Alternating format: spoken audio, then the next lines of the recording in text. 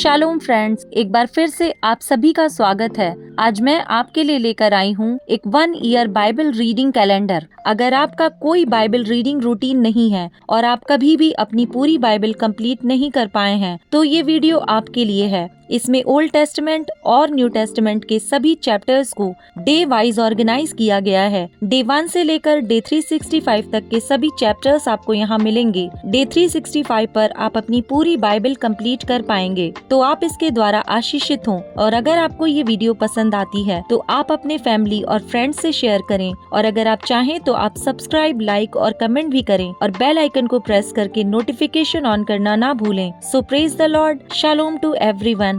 Let's get started.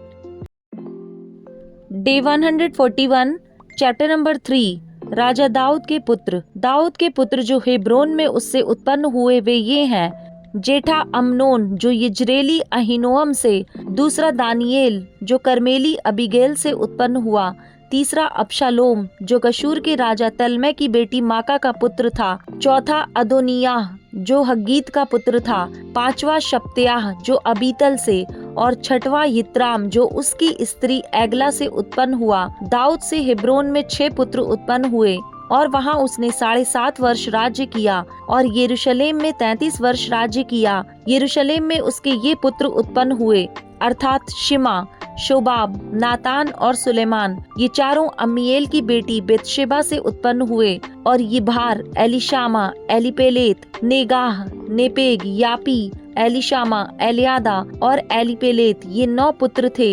ये सब दाऊद के पुत्र थे, और इनको छोड़ रखेलियों के भी पुत्र थे, और इनकी बहन तामार थी। राजा सुलेमान के वंशज। फिर सुलेमान का पुत्र रहबाम उत्पन्न हुआ।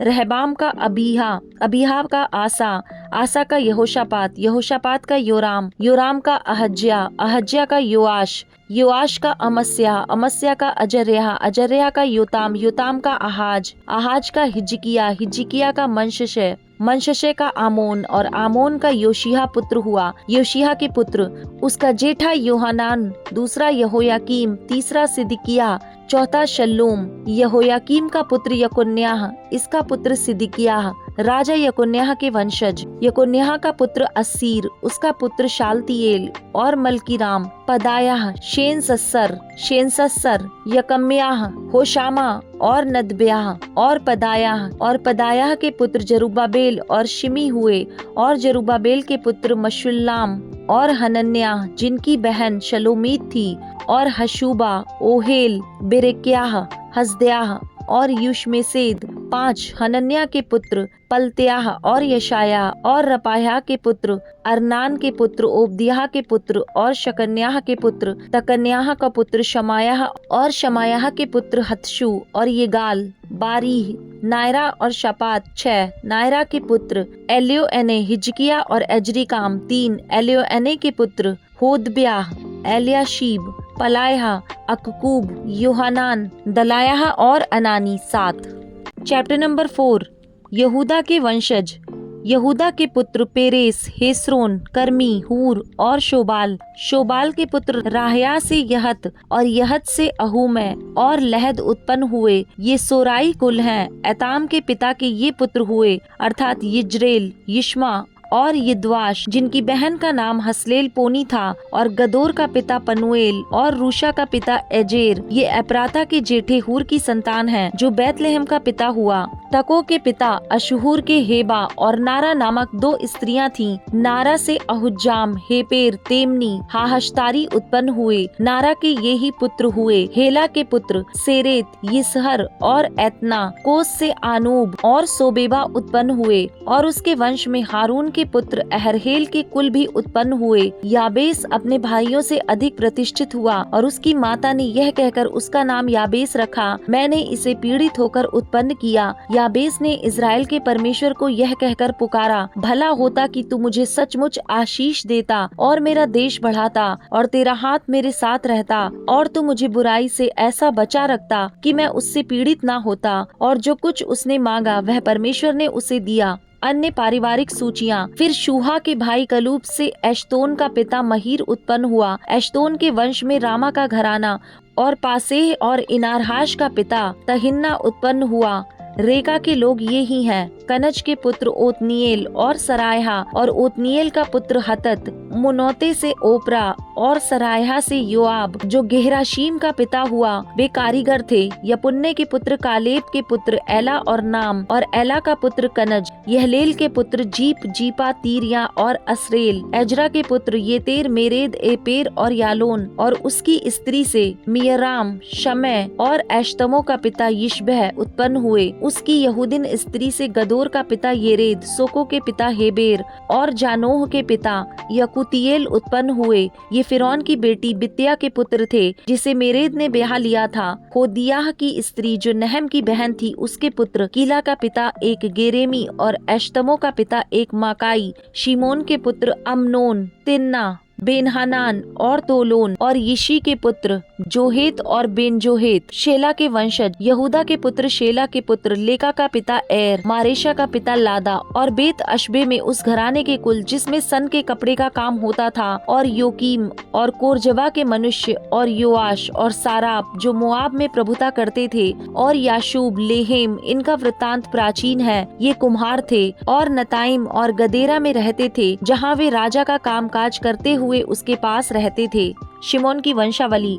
शिमोन के पुत्र नमुएल, यामीन, यारीब, जेरह और शाऊल का पुत्र शल्लूम, शल्लूम का पुत्र मिबसाम, और मिबसाम का मिश्मा हुआ। मिश्मा का पुत्र हम्मुएल, उसका पुत्र जक्कर, और उसका पुत्र शिमी। शिमी के 16 बेटे और 6 बेटियां हुई, परंतु उसके भाइयों के बहुत बेटे ना हुए, और उनका सारा कुल यहूदा वंशियों के बराबर ना बढ़ा। वे बेरशेबा, मोलादा, हसुअरशाल, बिल्हा, एसेम, तोलाद, बतुएल, होरमा, सिगलक, बेत मार्काबोत, हसूरसीम, बेतबिरी और शारैम में बस गए। दाऊद के राज्य के समय तक उनके ये ही नगर रहे। उनके गांव एताम, एन, रिमोन, तोकेन और आशान नामक 5 नगर, और बाल तक जितने गांव इन नगरों के आसपास थे, उनके बसने के स्थान ये ही थे। और यह उनकी वंशावली है। फिर मशोबाब और यमलेक और अमस्याह का पुत्र योशा और योएल और योशिब्याह का पुत्र येहू जो सारायाह का पोता और असिएल का परपोता था, और एलियोने और याकोबा, यशोहाया और असायाह और अदिएल और यसीमिएल और बनायाह और शिपी का पुत्र जीजा जो अल्लोन का पुत्र, यह यदायाह का पुत्र, यह शिमरी का पुत्र, यह शमायाह का पुत्र था। ये जिनके नाम लिखे हुए हैं अपने अपने कुल में प्रधान थे, और उनके पितरों के घरानों में बहुत बढ़ गए। ये अपनी भेड़ बकरियों के लिए चारागाह ढूंढने को गदोर की घाटी की तराई की पूर्व की ओर तक गए, और उनको उत्तम से उत्तम चारागाह मिली, और देश लंबा चौड़ा चैन और शांति का था, क्योंकि वहाँ के पहले रहने वाले हाम के वंश के थे, जिनके नाम ऊपर लिखे हैं। उन्होंने यहूदा के राजा हिजकिया के दिनों में वहां आकर जो मुनी वहां मिले डेरों समेत मारकर उनका ऐसा सत्यानाश कर डाला कि आज तक उनका पता नहीं है, और वे उनके स्थान में रहने लगे, क्योंकि वहां उनकी भेड़ बकरियों के लिए चारागाह थी।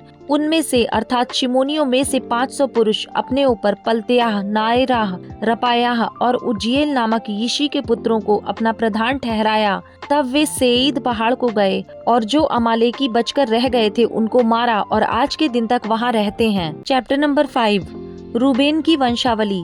इज़राइल का जेठा तो रूबेन था, परंतु उसने जो अपने पिता के बिछौने को अशुद्ध किया, इस कारण जेठे का अधिकार इज़राइल के पुत्र यूसुफ के पुत्रों को दिया गया। वंशावली जेठे के अधिकार के अनुसार नहीं ठहरी। यद्यपि यहूदा अपने भाइयों पर प्रबल हो गया और प्रधान उसके वंश से हुआ, परंतु जेठे का अधिकार यूसुफ का था। इज़राइल के जेठे पुत्र रूबेन के पुत्र ये हुए, अर्थात हनोक, पल्लू, हेस्रोन और कर्मी। योएल का पुत्र शमायाह, शमायाह का गोग, गोग का शिमी, शिमी का मीका, मीका का रायाह, रायाह का बाल, और बाल का पुत्र बेरा। इसको अशूर का राजा तिग्लत पिलनेसेर बंदी बनाकर ले गया। वह रूबेनियों का प्रधान था। उसके भाइयों की वंशावली के लिखते समय वे अपने अपने कुल के अनुसार ये ठहरे, अर्थात मुख्य तो येल, फिर जकर्याह और अजाज का पुत्र बेला जो शेमा का पोता और योएल का परपोता था। वह अरोएर में और नबो और बालमोन तक रहता था। पूर्व की ओर वह उस जंगल की सीमा तक रहा जो परात महानद तक पहुंचाता है, क्योंकि उनके पशु गिलाद देश में बढ़ गए थे। शाऊल के दिनों में उन्होंने हग्रियों से युद्ध किया और हग्री उनके हाथ से मारे गए। तब वे गिलाद के संपूर्ण पूर्वी भाग में अपने डेरों में रहने लगे। गाद की वंशावली। गादी उनके सामने सल्का तक बाशान देश में रहते थे, अर्थात मुख्य तो योएल और दूसरा शापाम, फिर याने और शापात, ये बाशान में रहते थे। उनके भाई अपने अपने पितरों के घरानों के अनुसार मिकाएल, मशुल्लाम, शेबा, योरे, याकान, जी और एबेर साथ थे। ये अबीहैल के पुत्र थे जो हूरी का पुत्र था। यह योराह का पुत्र, यह गिलाद का पुत्र, यह मिकाएल का पुत्र, यह यशीशे का पुत्र, यह यहदो का पुत्र, यह बूज का पुत्र था। इनके पितरों के घराने का मुख्य पुरुष अब्दिएल का पुत्र था और गूनी का पोता अही था। ये लोग बाशान में गिलाद और उसके गाँव में और शारोन की सब चराइयों में उसकी दूसरी ओर तक रहते थे। इन सबों की वंशावली यहूदा के राजा योताम के दिनों और इजराइल के राजा यारोबाम के दिनों में लिखी गई। पूर्व में रहने वाले गोत्रों की सेनाएं। रूबेनियों, गादियों और मनश्शे के आधे गोत्र के योद्धा जो ढाल बांधने, तलवार चलाने और धनुष के तीर छोड़ने के योग्य और युद्ध करना सीखे हुए थे, वे 44,760 थे जो युद्ध में जाने के योग्य थे। उन्होंने हग्रियों और यतूर, नापीश और नोदाब से युद्ध किया था। उनके विरुद्ध इनको सहायता मिली और अग्री उन सब समेत जो उनके साथ थे उनके हाथ में कर दिए गए, क्योंकि युद्ध में उन्होंने परमेश्वर की दोहाई दी थी और उसने उनकी विनती इस कारण सुनी कि इन्होंने उस पर भरोसा रखा था। इन्होंने उनके पशु हर लिए, अर्थात ऊंट तो 50,000, भेड़ बकरी 2.5 लाख, गधे 2,000 और मनुष्य 1 लाख बंदी बनाकर ले गए। बहुत से मरे पड़े थे क्योंकि वह लड़ाई परमेश्वर की ओर से हुई। ये उनके स्थान में बंधुआई के समय तक बसे रहे। पूर्व में बसे मनश्शे के लोग। फिर मनश्शे के आधे गोत्र की संतान उस देश में बसे और वे बाशान से ले बाल हेरमोन और सनीर और हेमरोन पर्वत तक फैल गए। उनके पितरों के घरानों के मुख्य पुरुष ये थे, अर्थात एपेर, यिशी, एलिएल, अज्रिएल, यर्मिया, योदव्याह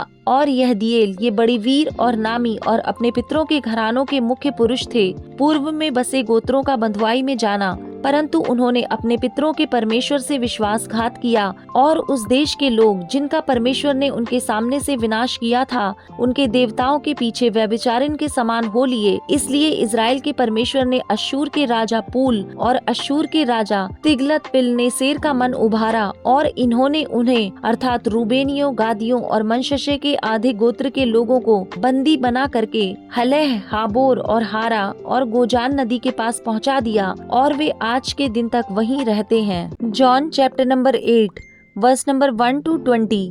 व्यभिचारिणी को क्षमा। परंतु यीशु जैतून के पहाड़ पर गया और भोर को वह फिर मंदिर में आया। सब लोग उसके पास आए और वह बैठकर उन्हें उपदेश देने लगा। तब शास्त्री और फरीसी एक स्त्री को लाए जो व्यभिचार में पकड़ी गई थी और उसको बीच में खड़ा करके यीशु से कहा, हे गुरु, यह स्त्री व्यभिचार करते पकड़ी गई है। व्यवस्था में मूसा ने हमें आज्ञा दी है कि ऐसी स्त्रियों पर पथराव करें।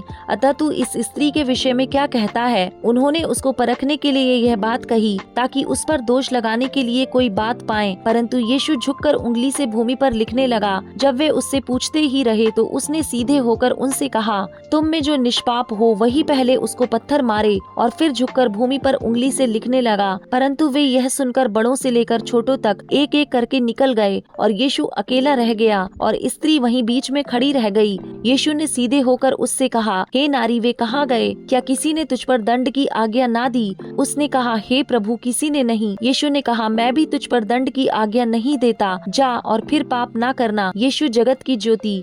यीशु ने फिर लोगों से कहा, जगत की ज्योति मैं हूँ।